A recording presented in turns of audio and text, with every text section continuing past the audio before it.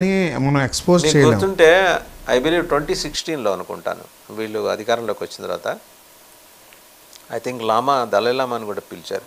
అదేదో సభ దమ్మ సభ ఏదో పెట్టారు అక్కడ, బుద్ధిస్ట్ రిలేటెడ్గా పెద్ద సమ్మేళనం పెట్టారు. బోల్డంతమంది బుద్ధిస్ట్ మాంగ్స్ వచ్చి వాళ్ళు అమరావతిలోనే వాళ్ళ సభ ఏర్పాటు చేసుకున్నారు.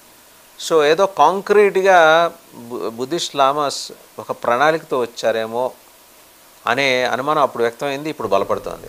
బలపడ్డం అది అనుకున్నాం కదండి. తారాశక్తిని ఆ ప్రాంతంలో నిర్వహించలేనప్పుడు ప్రతిష్టాపించారా?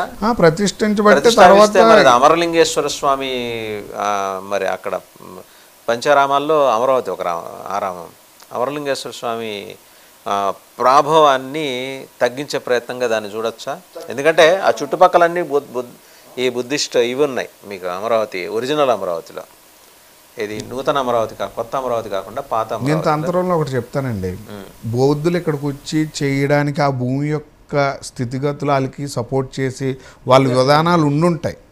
లేకుండా బౌద్ధులు ప్రతి ప్లేస్కి ఊరికనే రాలేదు. వచ్చిన చోట స్తూపాలు అవి ఎందుకు కట్టారంటే వాళ్ళకి ఆ ప్లేసెస్లో జరిగిన ఎగ్జిస్టింగ్ ఎనర్జీస్ ఉన్నాయని ఫైండ్ అవుట్ చేయొచ్చు. అలాంటి ఫైండ్ అవుట్ చేసిన ప్లేట్లోనే వాళ్ళ స్తూపాలు కానివ్వండి, వాళ్ళ మార్క్స్ అనేవి వదిలిళ్ళారు. ఎందుకు రేపు అన్న రోజు కాలానుగుణంగా ఏమైనా జరిగితే ఐడెంటిఫై చేయడానికి ఈజీగా ఉండడానికి. ఇప్పుడు మీరు చెప్తున్న దేవాలయాలు అన్నింటికి కూడా ఎస్టాబ్లిష్మెంట్ హిస్టరీస్ ఉంటాయి. ఎందుకు కట్టారు, ఏం చేశారని. మనకి చూడండి, అంతకుముందు శైవులు వేరు, వైష్ణవులు వేరు. అంటే ఆచారాల్లోనే ఉండి గుడికి కూడా వెళ్ళే విధానాలు లేవు.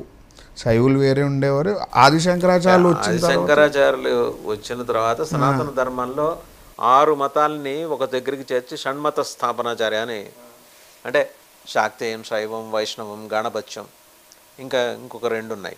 ఈ మొత్తం 6 ధర్మాలని తీసుకొచ్చి షణ్మత స్థాపనాచార్య అనే పేరు ఆయన తెచ్చుకున్నారు. అంటే బుద్ధిజాన్ని ఒక రకంగా ఆయన తరిమేసిన తర్వాత బట్ బుద్ధిస్ట్ రిమైన్స్ అయితే చాలా చోట్ల ఉన్నాయి. అంటే మరి ఆఫ్ఘనిస్తాన్లో పగలగొట్టేసినట్టు ఇక్కడేం పగలగొట్టేలేదు, కానీ వాటిలో ఉంచేశారు.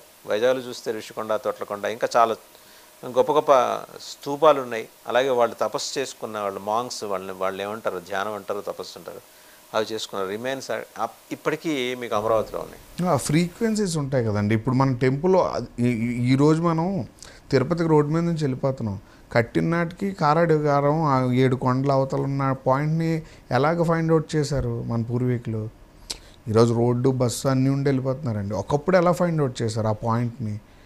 ఇప్పుడు చరిత్రలో మనం చూస్తున్న ఏ గుడైనగా ఒక హిస్టరీతోని, ఒక అకల్టిజంతోని, ఒక పాయింట్లోని చేస్తారు. వీళ్ళు అదే పాటించారు. వాళ్ళు ఏం చెప్తూ పాటించారు? బలి విధానాలు, పూజా విధానాలు కొన్ని తప్పు అని చెప్తూ కూడా వాళ్ళు చేసింది అదే. వాళ్ళు స్తూపాలు కట్టుకున్నారు. వాళ్ళకి మెడిటేషన్ ఫ్రీక్వెన్సీస్ వచ్చిన ప్రతి చోట స్తూపాలు కట్టారు.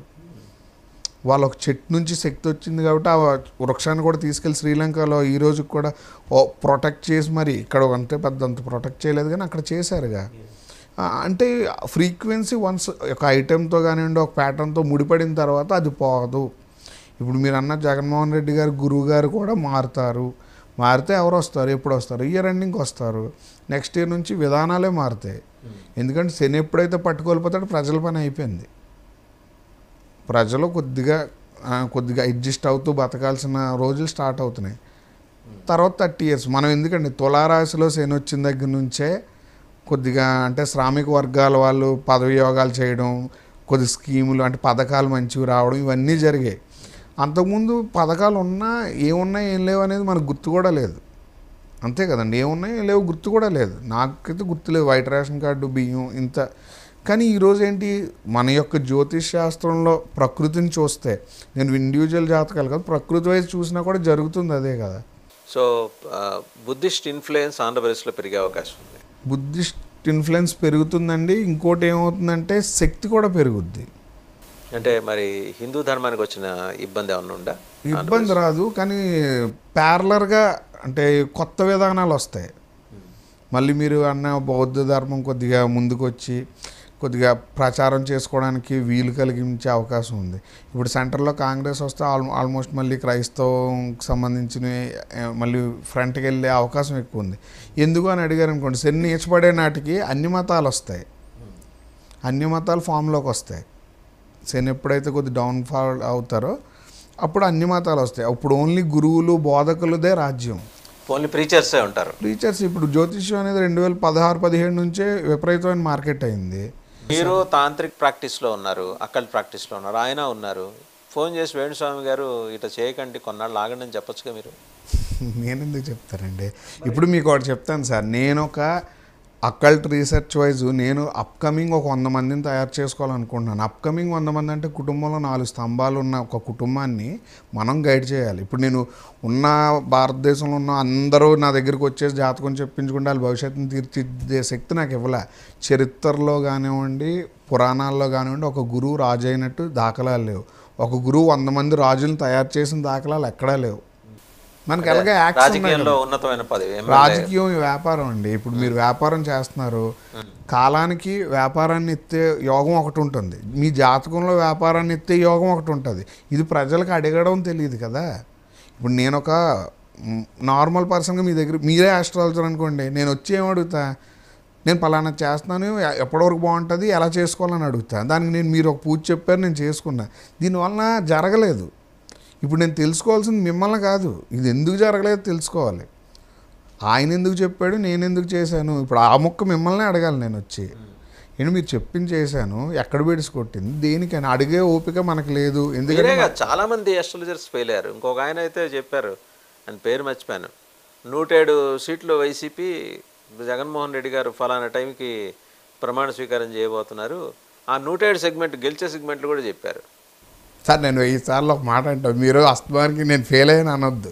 ఎందుకంటే మీరు, నేను ఫెయిల్ అవ్వలేదండి, మీకు నేను 100% మాట చెప్తాను, నేను ఫెయిల్ అవ్వలేదు, నేను ఖచ్చితంగా ఫెయిల్ అవ్వలేదండి, నేను ఫెయిల్ అవ్వలేదు. నేను ఏం చెప్పానో అది ఈ రోజుకి ఒప్పుకుంటాను, నేను ఏం చెప్పానో అది ఒప్పుకుంటాను, కానీ ఫెయిల్ అవ్వలేదు. నేను డీటెయిలింగ్గా ఇచ్చాను. నేను అందరు జ్యోతిష్యుల గ్రహాలు మారితే యోగాలు పడతాయి, లేకపోతే అలా ఆయన రాజు అయిపోతాడు, మంత్రి అయిపోతాడు అని చెప్పలే. ఇది జరుగుతుంది, సీన్ మొత్తం చెప్పాను. ఈ సీన్లో పాత్రలు ఇవి ఉంటాయి, అందరిలాగా ఇది గెలుస్తారు, ఇన్ని సీట్లు వచ్చేస్తాయి. ఎందుకంటే రాజు పరిస్థితి ప్రజల బట్టి ఉంటుందని నేను అకల్టిజంలో నమ్ముతా. బాధించబడాలంటే బాధ పెట్టేవాడు రావాలి, సుఖపడాలంటే సుఖపెట్టేవాడు రావాలి. నేను అది ఫస్ట్ నుంచి స్టిక్ ఆన్ అయ్యాను. నేను బలాబలాలు చెప్తా, వివరణ ఇచ్చుకుంటూ వచ్చా. బలం ఎలా పెరుగుద్ది, ఆయన చేసిన మేలేంటి, జనాలకు అర్థం లేదు. ఆయన యోగానుసారం మేలేం చేశాడనేది క్లియర్గా చెప్పా. ఎందుకంటే ఇప్పుడు మీరు చెప్పేవి మనం ఎతికేవి శాస్త్రాల్లో అండి. నేనేమంటాను, శాస్త్రాలు మనకి ఇప్పటికి ఇన్స్ట్రుమెంట్ లాంటివి. ఇక్కడ మనం అర్థం చేసుకోవాల్సింది టెక్నాలజీతో ముడిపెట్టి ఫ్యూచర్ కదా కనెక్ట్ చేయాలి. ఇప్పుడు నేను ఆ పాత రోజుల్లో బతికామని చెప్పి నేను పెద్ద గుడి కడతా, దానివల్ల ఫ్యూచర్ ఏంటి, భక్తులను పెంచుకోవడం కాదు కదండి. నేను ఒక భగవద్గీత ఫైనల్గా ఒకటి చెప్పండి, మీ దగ్గరికి ఎవరన్నా వస్తే వాళ్ళు ఎమ్మెల్యే అవ్వాలా, ఎంపీ అవ్వాలా, లేకపోతే మరొకటి అవ్వాలా అనేది మీరు వాళ్ళ జాతకం పరిశీలించి ఉంటే గనక రాసిస్తారు. నేను కుటుంబ జాతకం చూసి కంపల్సరీ రాసిస్తాను. ఆ కుటుంబానికి ఆ యోగం ఉందంటే 1001% ఆ కుటుంబాన్ని నేను 2 తరాలకు నిలబెట్టగలను. అదే అకల్టిజం అండి. జ్యోతిష్య శాస్త్రంలో మీ భవిష్యత్తు తెలుస్తుంది, యోగాలు ఎలా నిలబడతాయి, ఎలా ఫౌండేషన్ పడుతుంది, దాన్ని ముందుగా ఎలా తీసుకెళ్ళాలి, ఎవరికి క్యారీ ఫార్వర్డ్ చేయాలి. మీకు గుర్తుపెట్టుకోండి, రాజుకి 100 మంది భార్యలు, పట్టపురాని ఒక్కరితే. ఎవరైతే రాజవంశాన్ని మళ్ళీ రాజుని కనగలరో వాళ్ళకే పెడతారు. మీకు జ్యోతిష్యంలో పొంతనలు పెడుతున్నారు, పొంతనలు లేవు కదా పూర్వం. 7 తరాలు చూడాలి, 7 తరాలే చూడాలి, 7 తరాల నుంచి ఉన్న ఆడపిల్లనే తెచ్చుకోవాలి. ఎందుకంటే స్వయంవరం అదే కదండి, జాతకం చూసి కాదు కదా. స్త్రీకి ఎంచుకునే స్వేచ్ఛ ఉండే, మరి ఈరోజు మ్యాచింగ్స్లో పెద్ద వ్యాపారమే జరుగుతుంది. చెప్పిన దాంట్లో చాలా అస్టానిషింగ్ ఫ్యాక్ట్స్, అంటే కళ్ళు చెదిరిపోయే వాస్తవాలు చెప్పారు. జగన్మోహన్ రెడ్డి గారు బలం చూస్తే వాలి